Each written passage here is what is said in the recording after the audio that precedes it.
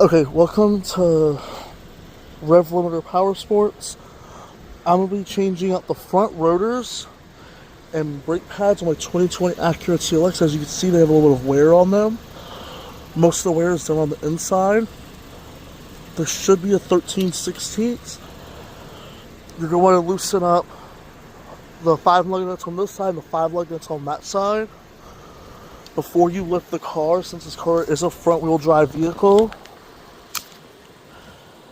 So I'm going to do that real quick, and I'm going to show you where you could jack the car at.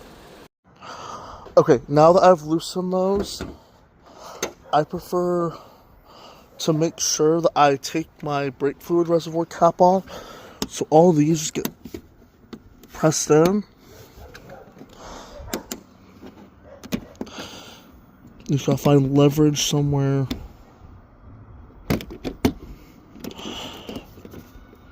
To rip them all up.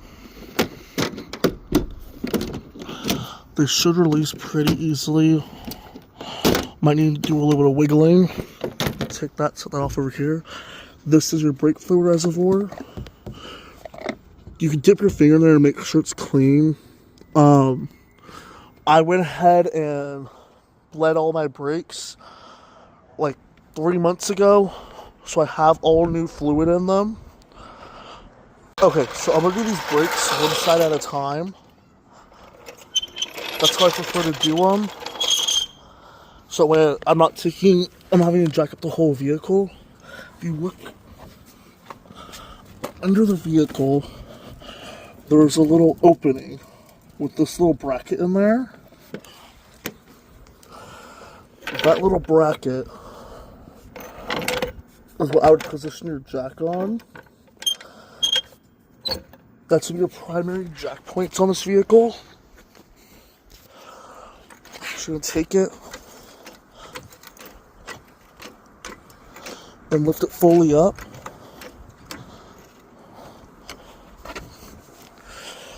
And then take your 13/16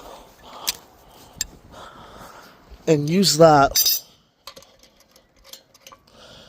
to remove your lug nuts.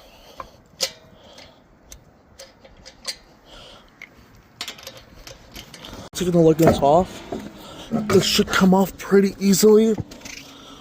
See, as my hub's not that dirty. If it is, you might need to kick the top of it or the bottom and apply it like with enough pressure to knock it loose off the hub.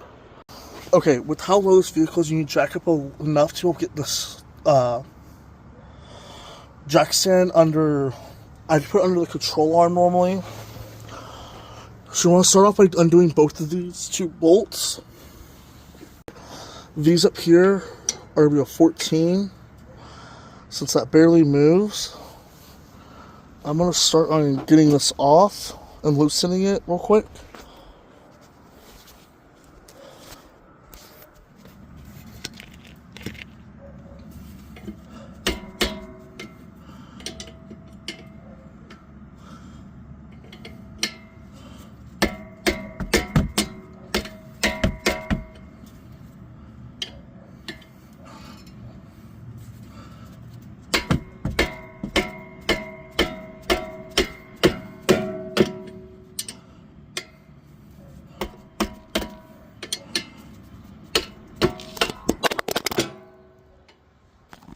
Sorry, I accidentally dropped you. So it looks like we're going to put these on. I got them on here really tight. So bear with me for a second while I get this off.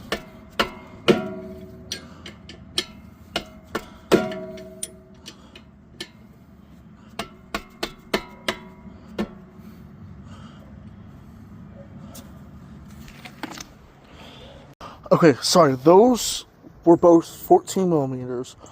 I had to use my impact socket and a breaker bar in order to get them out, because for some reason they were in there really tight, more than they should have. I have a socket off of this. I don't know if y'all can see it, but the socket cracked. So whoever put them on last time put them on really tight. You're going to want to remove both your caliper bracket bracket bolts. Those are 19 millimeters. I'm gonna get that done real quick. I took the bracket off. Now I'm just left with the rotor. And I'm gonna find a screwdriver that fits in this hole. Like this one. PZ2. And we'll remove this bolt to get the rotor itself off. Okay, we'll update that miserably failed. You might need something different. I'm going to extract this screw, and I'll show you me taking off the rotor in a second. I'm using 2 lug nuts right now to hold this on. I do recommend, if you're replacing your rotors and pads, to buy a new rotor bolt, since they tend to strip right out, and I had to use an extractor set to get it out. So I'm going to put this on here after I already cleaned it up. And then I'm putting both the 19 millimeters back on. And make sure to use some blue thread locker on them to hold them on. So that way they don't come loose while driving due to vibrations. I have to run to the auto parts store because the screw that goes in this hole that's got shredded, I went up to the caliper and everything on. I'm about to spray it down with carb cleaner or brake cleaner, and then take the jack stand out, put the wheel on, all the lug nuts, and I'm gonna go repeat it on the other side. Make sure any of those bolts you put on are all put on with blue thread locker.